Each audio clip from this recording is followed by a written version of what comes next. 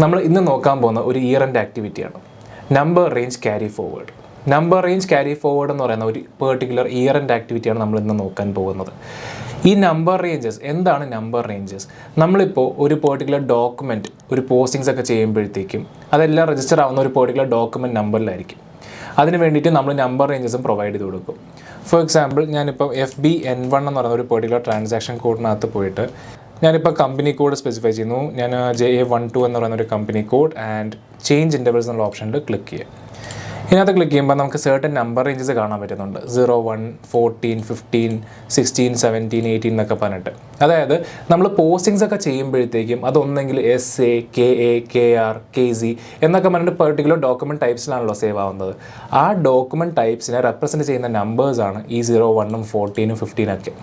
അപ്പോൾ ഇതിന് വേണ്ടി അലോട്ട് ചെയ്തേക്കുന്ന നമ്പർ റേഞ്ചസുമാണ് ഫ്രം നമ്പർ 1 to 1000 എന്നൊക്കെ പറഞ്ഞ് സ്പെസിഫൈ ചെയ്തേക്കുന്നത്. സോ അപ്പം ഈ പറയുന്ന നമ്പേഴ്സ് എല്ലാം സേവ് ആയേക്കുന്ന ഇയർ ഏതാ?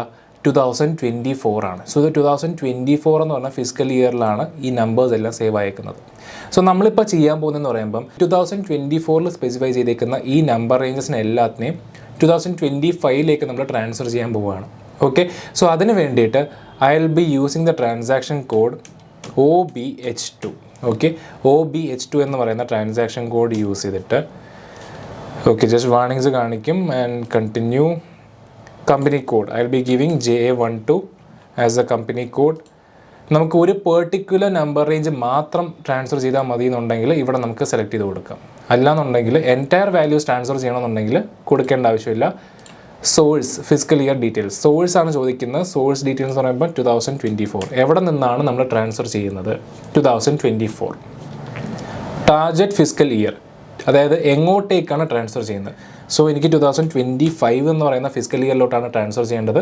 സോ 2025. എന്നിട്ട് എക്സിക്യൂട്ട് എന്ന് പറയുന്ന ഓപ്ഷനിൽ ക്ലിക്ക് ചെയ്യുക. You are changing your settings, confirm. Okay, just നമുക്കൊരു പോപ്പപ്പ് മെസ്സേജ് വരുന്നുണ്ട്. Yes, I am confirming it. Okay, so JA12 specify ചെയ്തേക്കുന്ന 0, 1, 14, 15, 17 എന്ന് പറയുന്ന നമ്പർ റേഞ്ചസ് എല്ലാം ഏതിലോട്ട് ട്രാൻസ്ഫർ ചെയ്തിട്ടുണ്ട്, ഇല്ലെങ്കിൽ ഏതിലോട്ട് ക്യാരി ഫോർവേഡ് ചെയ്തിട്ടുണ്ട്? 2025. ഓക്കെ, സോ 2024 നിന്നും 25 നമ്മൾ ക്യാരി ഫോർവേഡ് ചെയ്ത് കഴിഞ്ഞു.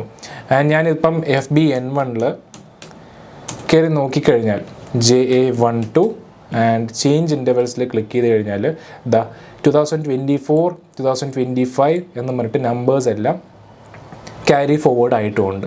സോ ഇതെന്ന് പറയുന്നത് ഇയർ എൻഡ് ആക്ടിവിറ്റിയാണ്. ഓക്കെ, 31st March ആകുമ്പോഴത്തേക്കും നമ്മൾ ചെയ്യുന്ന ആ ഒരു പ്രോസസ്സാണ് ഇതെന്ന് പറയുന്നത്. അപ്പോൾ 2024 നിന്നും 25 നമ്മൾ ക്യാരി ഫോർവേഡ് ചെയ്ത് കഴിഞ്ഞു.